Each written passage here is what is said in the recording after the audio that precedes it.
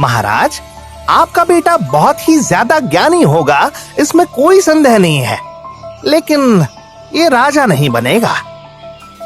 राजा नहीं बनेगा? ऐसा कैसे हो सकता है? और अगर ऐसा है तो आप ही बताइए, मेरी बेटी को सम्राट बनाने या उसे राजा बनाने का क्या समाधान है? मैं चाहता हूं कि मेरे बाद वही इस राज्य को संभाले। ज्योतिष ने सिद्धार्थ को अपनी गोद में लिया। वो बहुत भावुक हो गए। क्या हुआ ज्योतिष जी, आप इतने ज्यादा भावुक क्यों हो रहे हैं? क्या सिद्धार्थ के साथ कुछ बुरा होने वाला है?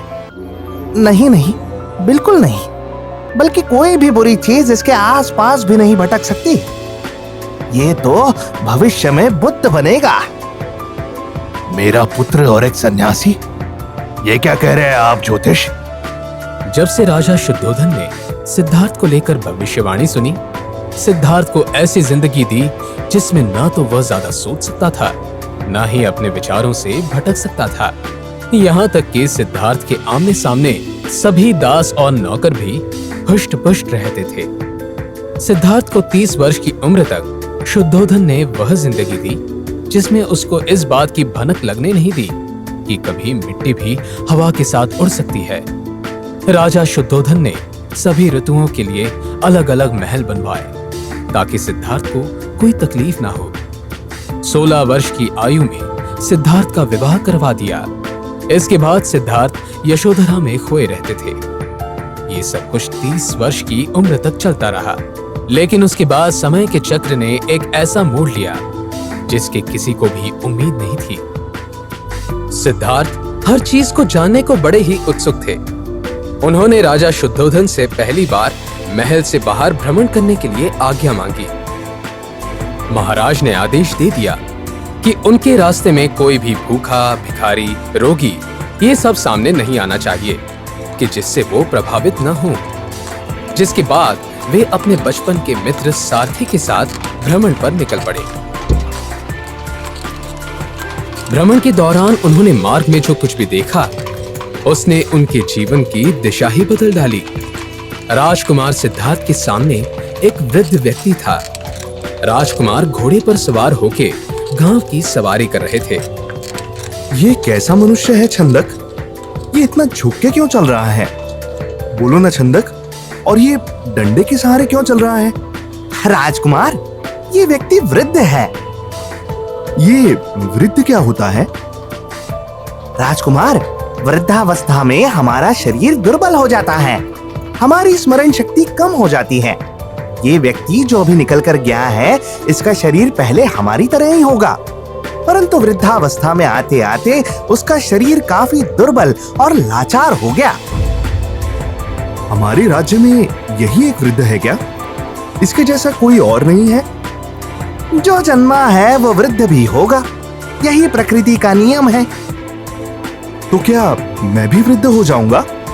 मैं भी इसके जैसा ही दिखाई देने लगूंगा?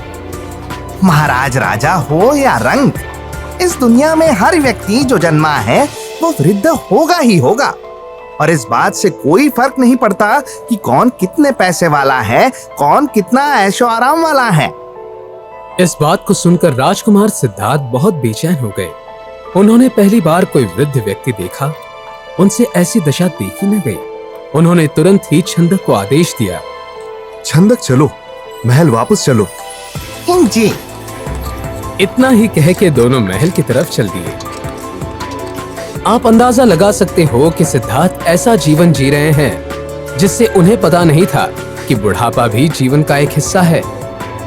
ऐसे ही सिद्धार्थ के जीवन में कई ऐसे मौके आए जिससे उसे समय समय पर रोगों, बीमारियों और जीवन की सच्चाई का पता चलता रहा। दूसरी बार सिद्धार्थ कुमार जब बगीचे की सैर पर निकले तो उनकी आंखों के आगे एक रोगी आ गया। उसकी सांस तेजी से चल रही थी, कंधे ढीले पड़ गए थे, बाहें सूख गई थी, पेट फूल गया था, चेहरा पीला पड़ गया था। दूसरे के सहारे वो बड़ी मुश्किल से चल पा रहा था। ये कौन है? राजकुमार, ये रोगी है। किसी रोग से पीड़ित होने के कारण यह इस तरह लेटा हुआ है। क्या ये भी प्रकृति का नियम है?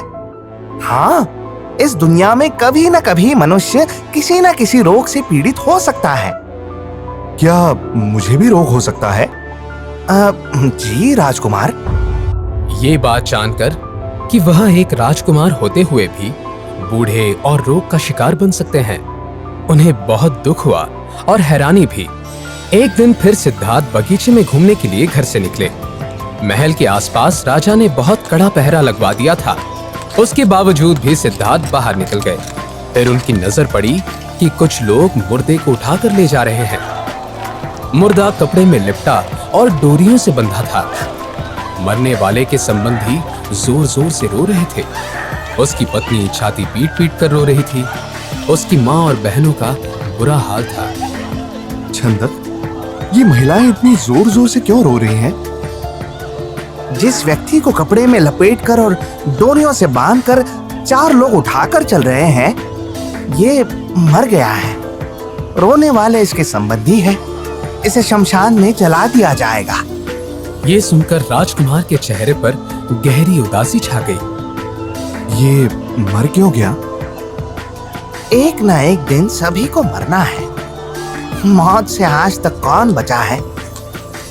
राजकुमार ने सारथी को रथ लौटाने की आज्ञा दी। राजा ने आज भी सारथी से जल्दी लौट आने का कारण पूछा। सारथी ने सारी बातें बता दी। एक के बाद एक रोग और मृत्यु से ऐसी सच्चाई से पाला पड़ने के बाद सिद्धार्थ की जिंदगी में ऐसा मोड़ आया तो उसने सिद्धार्थ के जीवन को बदल कर रख दिया। जीवन मरण से कोई भी पीछा नहीं छुड़ा सकता है। इस बात का अंदाजा सिद्धार्थ को हो गया। जबकि राजा ने सिद्धार्थ की परवरिश भोग विलास और ऐसे आराम के बीच की थी, लेकिन सिद्धार्थ तो इन चीजों के लिए बने ही नहीं थे। राजा ने पहरा और बढ़ा दिया। चौथी बार बगीचे में घूमने जाते हुए राजकुमार ने एक सन्यासी को देखा। वो अपने शिष्यों को ज्ञान दे रहे थे। उसने भली प्रकार गेरुआ वस्त्र पहने हुए थे। छंदक, ये अलग से दिखने वाले पुरुष कौन हैं? और इन लोगों ने सबसे अलग प्रकार के वस्त्र कैसे पहने हुए हैं? देव, ये प्रवचन देते हैं। ये सन्यासी है और इन्होंने संसार से अपना नाता तोड़ लिया है। ईश्वर से अपना नाता जोड़ लिया है। इन्हें सांसारिक वेशभूषाओं से कोई लाभ नहीं है। ये सन्यासी क्या होता है? देव, शांति पाने के लिए और उसका लाभ दूसरों को देने के लिए और फिर उसके बाद दोबारा उसका संचय करने के लिए ये सन्यासी बने हैं। अभी अभी सिद्धार्थ का मन वृद्धावस्था, रोग की अवस्था, इन सब से ही जूझ रहा था कि तभी उनके सामने एक और अवस्था आई, सन्यासी। उन्हें मुक्ति का रास्ता दिखा। उस दिन सिद्धार्थ ने बगीचे में बहुत चक्कर लगाए। वो राजमहल में लौटकर सोचने लगा, बुढ़ापा, बीमारी और मौत, इन सब से छुटकारा कैसे मिल सकता है? दुखों से बचने का क्या उपाय है? मुझे क्या करना चाहिए? मैं भी इस आनंद मग्न सन्यासी की तरह क्यों ना बनूं? मैं भी सन्यासी बनूंगा। मैं भी सन्यासी के साथ दीक्षा लूंगा। ये क्या कह रहे हैं आप कुमार? मैं गृह त्याग करूंगा और मैं भी सन्यास लूंगा। सिद्धार्थ को इसी फैसले से रोकने के लिए राजा शुद्धोधन ने क्या कुछ नहीं किया था।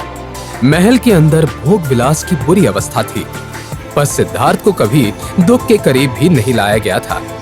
राजा शुद्धोधन ने अपनी पूरी कोशिश कर ली, उसके बाद भी ऐसा समय आ गया।